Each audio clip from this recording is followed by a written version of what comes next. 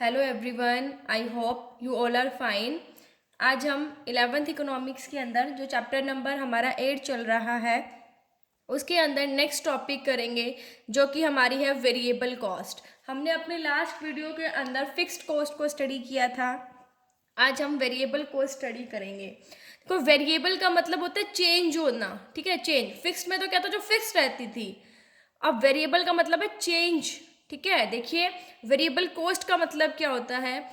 It refers to the expenditure incurred by the producer on the use of variable factors of production. देखिए variable cost, cost है तो सीधी सी बात है expenditure है। अब एक्सपेंडिचर कौन करेगा? प्रोड्यूसर करेगा। किसके ऊपर? जो वेरिएबल फैक्टर्स ऑफ प्रोडक्शन को वो यूज करता है ना, ठीक है, उन पर जो एक प्रोड्यूसर खर्चा करता है उसे हम वेरिएबल कॉस्ट कहते हैं, ठीक है। जैसे रॉ मटेरियल है, रॉ मटेरियल क्या है भाई, फिक्स तो नहीं है ना, जितना चाहिए होता है हम उतना लेके आते हैं। उसको खरीदने के लिए जो एक्सपेंडिचर करता है एक प्रोड्यूसर, जो पैसा देता है, वो क्या है? वेरिएबल कॉस्ट है। सो वेरिएबल कॉस्ट क्या होती है? वो एक्सपेंडिचर जो एक producer variable factors of production को यूज करने के लिए देता है, यूज करने के लिए एक्सपेंडिचर करता है, उसे वेरिएबल कॉस्ट कहते हैं। अब देखिए these cost change with a change in the volume of output. अब ये कॉस्ट क्या है?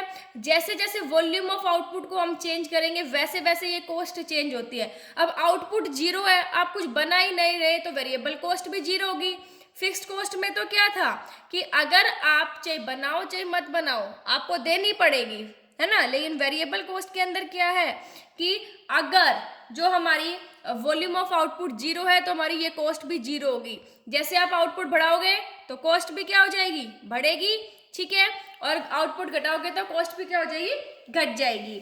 सो देखिए अब इन कॉस्ट को प्राइम कॉस्ट और डायरेक्ट कॉस्ट भी कहा जाता है। प्रिंसिपल कंपोनेंट्स देखिए कौन कौन से हैं वेरिएबल कॉस्ट के। जैसे कि कॉस्ट ऑफ रॉ मटेरियल, वो भी वेरिएबल कॉस्ट एग्जांपल भी कह सकते हैं हम। जो कैजुअल वर्कर्स हैं उनको वेजेस देना, इलेक्ट्रिसिटी का खर्चा। अभी ये तो नहीं है ना कि हर महीना इलेक्ट्रिसिटी जो एकदम फिक्स्ड है, ठीक है। वेरिएबल चेंजेस भी होते रहते हैं, वियर एंड टियर एक्सपेंसेस है, ये सारे वेरिएबल कॉस्ट के कॉम्पोनेंट्स होते हैं। इसको अगर हम डायग्राम के से करें तो देखिए यूनिट ऑफ आउटपुट कितना है? जीरो, तो टोटल वेरिएबल कॉस्ट भी कितनी है? जीरो। जब वन है, जब हमने बढ़ाया तो कॉस्ट भी बढ़ी। देखिए सेकंड यूनिट बनाई हमने तो ये कितनी हो गई? 18 हो गई। तीसरी लगाई तो 24, फोर्थ लगाई तो 28, फिफ्थ 32 और सिक्स्थ 38। सो देखिए जो हमारी टोटल वेरिएबल कॉस्ट है वो क्या हो गई? बढ़ने लगी। जब हमारा आउटपुट जीरो था तो ये जीरो थी। जैसे जैसे आउटपुट हमने इंक्रीज किए वैसे वैसे टोटल वेरिएबल जो कॉस्ट है वो भी हमारी इंक्रीज हो गई। देखिए 10 हो गई, फिर 18, 24, 28, 32, 38, ठीक है। ये देखो क्या हो रही है? इंक्रीज हो रही है, ठीक है। सो ये टेबल क्या शो करता है? देखिए this table shows that as output increases total variable cost also increases.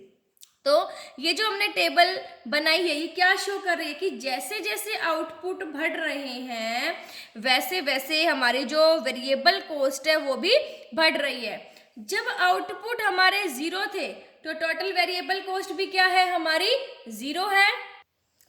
फिर है when output is 1 unit total variable cost is equal to ₹10।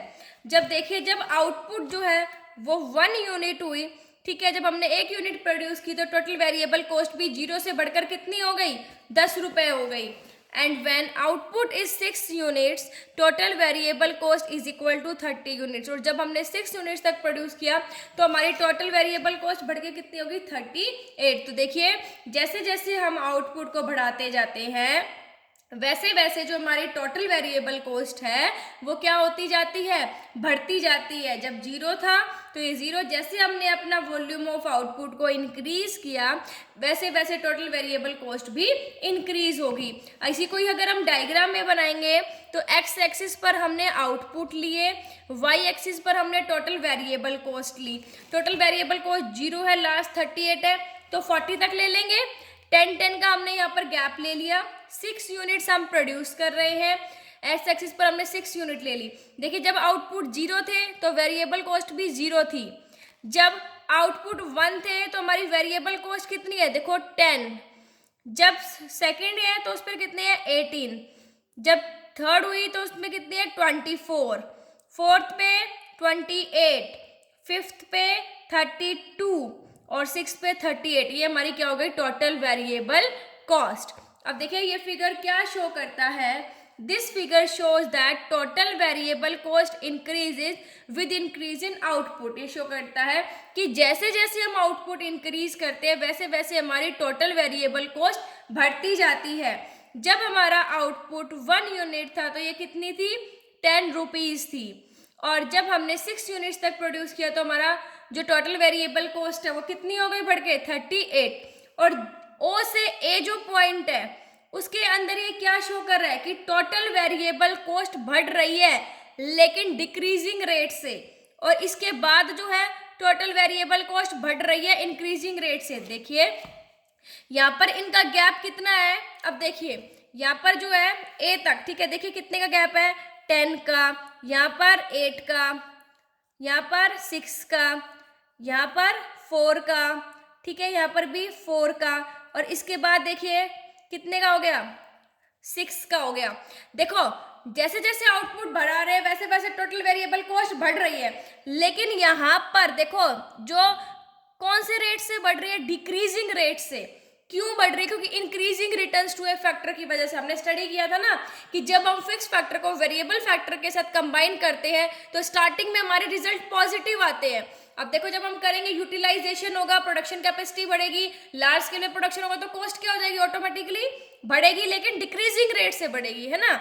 लेकिन अब उसके बाद देखो इस पॉइंट के बाद 28 के बाद ये 4 कांस्टेंट होता है, फिर ये इंक्रीजिंग रेट से बढ़ना, यहाँ पर 4 के बाद 6 का गैप हो गया। तो ये किस कारण से था, decreasing returns to a factor की वजह से, क्योंकि एक लिमिट के बाद हमारी जो कॉस्ट है वो बढ़ने स्टार्ट हो जाती है, क्योंकि हम जितना मान लीजिए 10 लेबर की जरूरत है उस पर 12 करेंगे 13 करेंगे तो वो चीज़ बढ़ेगी ना, तो कॉस्ट जो है वो क्या हो जाती है बढ़ने लग जाती है। सो ये कहता है कि जो ओ से ए तक तो क्या हो रहा था, जो टोटल वेरिएबल कॉस्ट है वो डिक्रीजिंग रेट से बढ़ रही है, लेकिन ए पॉइंट के बाद जो हमारी टोटल वेरिएबल कॉस्ट है वो इंक्रीजिंग रेट से बढ़ती है। सो ये था हमारा टोटल जो वेरिएबल कॉस्ट है, ठीक है। सो वेरिएबल कॉस्ट क्या होगी कि वो एक्सपेंडिचर जो एक प्रोड्यूसर जो है फिक्स जो वेरिएबल फैक्टर्स ऑफ प्रोडक्शन है उनको यूज करने के लिए जो खर्चा करता है, जो एक्सपेंडिचर करता है, उसे वेरिएबल कॉस्ट कहते हैं। ये हमेशा ध्यान रखना कि वेरिएबल कॉस्ट आउटपुट में चेंज होने की वजह से जरूर चेंज होती है। जब आउटपुट जीरो होता है तो ये भी जीरो रहती है, लेकिन जैसे जैसे हम वॉल्यूम ऑफ आउटपुट को इंक्रीज करते हैं तो टोटल वेरिएबल कॉस्ट बढ़ती है और डिक्रीज करते हैं तो घटती है। आई होप आपको वेरिएबल कॉस्ट समझ आ गई होगी। Thank you, stay safe, stay home.